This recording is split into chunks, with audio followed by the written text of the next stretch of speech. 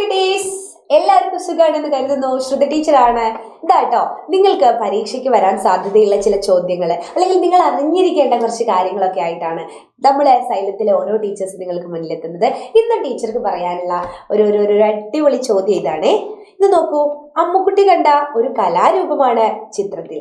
അതിന്റെ പേരെഴുതുക. നമുക്കൊരു ചിത്രം തരും. ഇങ്ങനെ നല്ല കളർഫുൾ ചിത്രമൊന്നും ആയിരിക്കില്ല പരീക്ഷയ്ക്ക് തരാ. ഇനിയിപ്പോ വേറെ എവിടെയെന്നെങ്കിലും ക്യൂസിനൊക്കെ നിങ്ങളോട് ഇങ്ങനത്തെ ചോദ്യങ്ങളൊക്കെ ചോദിച്ചാലോ അല്ലേ? അപ്പോ ദാ അമ്മുക്കുട്ടി കണ്ട ഒരു കലാരൂപമാണ് ചിത്രത്തിൽ. അതിന്റെ പേരെഴുതുക. അപ്പൊ ഏതാണ് ഈ കലാരൂപം? നോക്കിയേ, ശരിക്കൊന്ന് നോക്കിയേ. നല്ല അടിപൊളി കിരീടമൊക്കെ വെച്ച് മുഖത്തൊക്കെ പച്ച കളറൊക്കെ ആക്കിയിട്ട് അല്ലേ, നല്ല ആഭരണങ്ങളൊക്കെ ധരിച്ച് ഏതാണ് ഏതാണ്? ആരൊക്കെയോ പറയുന്നുണ്ട്. ശരിയാണ്, ഉത്തരം കഥകളിയാണ്. കഥകളിയാണ് അല്ലെ, കലകളുടെ രാജാവ് എന്നൊക്കെ അറിയപ്പെടുന്ന കഥകളിയാണ് ഇത് ചിത്രത്തിൽ കാണുന്നത്. കഥകളി അല്ലെ. പിന്നെ നമ്മൾ കാണുകയാണ്, അതുപോലെ നിങ്ങൾക്കറിയാവുന്ന 4 കലാരൂപത്തിന്റെ പേരെഴുതുക. ഇനി ഏതെങ്കിലും കഥകളി പോലുള്ള വേറെ ഏതെങ്കിലും, കഥകളി ഒരു കലാരൂപമാണ് അല്ലെ, അതുപോലെ വേറെ 4 കലാരൂപത്തിന്റെ പേരെഴുതാൻ നിങ്ങളോട് പറയുന്നുണ്ട്.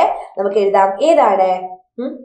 ഓട്ടൻതുള്ളൽ അല്ലെ, ഓട്ടൻതുള്ളൽ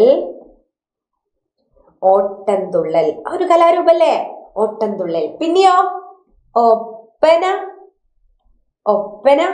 ഏതും എഴുതാം. ഇനിയിപ്പൊ തിരുവാതിര, ഇപ്പൊ ഭരതനാട്യം എന്നൊക്കെ എഴുതണമെങ്കിൽ അങ്ങനെ എഴുതാം, തിരുവാതിര. പിന്നെ എന്താ?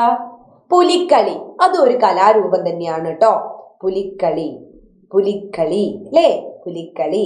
ഇതൊക്കെ നിങ്ങൾക്ക് എഴുതാം. അപ്പൊ കഥകളി കണ്ടാ മനസ്സിലാവണം, ഓട്ടംതുള്ളൽ അല്ല കേട്ടോ ഇത്. കഥകളി വേറെയാണ്, ഓട്ടംതുള്ളൽ വേറെയാണ്. അപ്പൊ ഇങ്ങനെ ഇത്തരം കാര്യങ്ങളൊക്കെ നമുക്ക് ഇടയ്ക്കിടയ്ക്ക് ഇങ്ങനെ പഠിക്കാം. അപ്പൊ മറ്റൊരു വീഡിയോ ആയിട്ട് കാണാം. അതുവരേക്കും ടാറ്റാ.